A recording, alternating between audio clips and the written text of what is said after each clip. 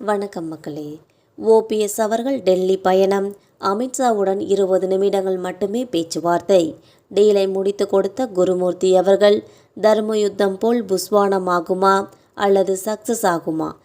பேச்சுவார்த்தையில் முக்கிய பங்கு வகித்த ஓபிஎஸ் மகனை பற்றி இந்த வீடியோவில் பார்க்கலாம் வாங்க.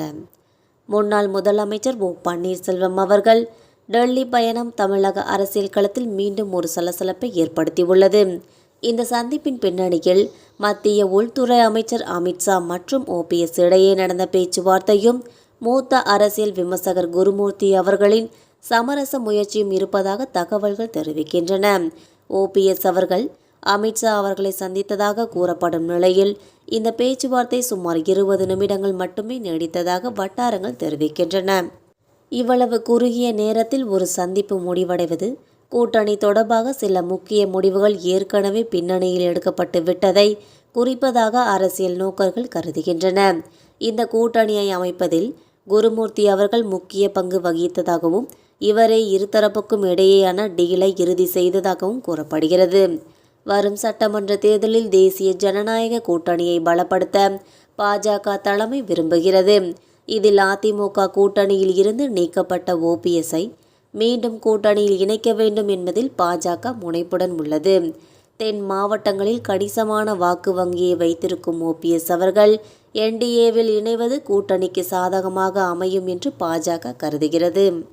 ஆனால் அதிமுக பொதுச் செயலாளர் எடப்பாடி பழனிசாமி அவர்கள் ஓபிஎஸ்ஐ மீண்டும் கட்சியில் சேர்ப்பதற்கோ அல்லது என்டிஏ கூட்டணியில் சேர்ப்பதற்கோ கடுமையான எதிர்ப்பை தெரிவித்து வருகிறார். இந்த கூட்டணியின் ஒரு அங்கமாக ஓபிஎஸ் இருந்தால் தாம் கூட்டணியில் இருந்து விலக நேரிடும் என்ற நிலைப்பாட்டில் இபிஎஸ் அவர்கள் இருப்பதாக கூறப்படுகிறது.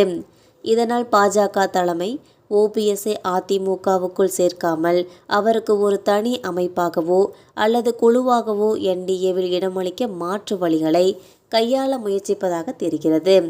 தனி மரமாக நிற்கும் ஓபிஎஸ் அவர்கள் இனி அதிமுகவில் சேர வாய்ப்பில்லை என்ற நிலை உறுதியாகிவிட்ட நிலையில் பாஜகவின் ஆதரவுடன் என்டிஏவில் ஒரு இடத்தை உறுதி செய்யும் முயற்சியில்தான் டெல்லி சென்றுள்ளார். இந்த சந்திப்புகளுக்கு பிறகு அவர் ஒரு தனி கட்சி அல்லது அமைப்பை அறிவித்து அதன் மூலம் என்டிஏவில் சில இடங்களை பெறுவதற்கான சாத்தியக்கூறுகள் அதிகமாகவே உள்ளதுன்னு சொல்லலாம். இது குறித்து விரைவில் ஒரு முக்கிய அறிவிப்பு வெளியாகும் என்று எதிர்பார்க்கப்படுகிறது. மேலும் இந்த தகவல் தான் ஓபிஎஸோட டெல்லி பயணம். அமித்ஷாவோட 20 நிமிடங்கள் மட்டுமே பேச்சுவார்த்தை.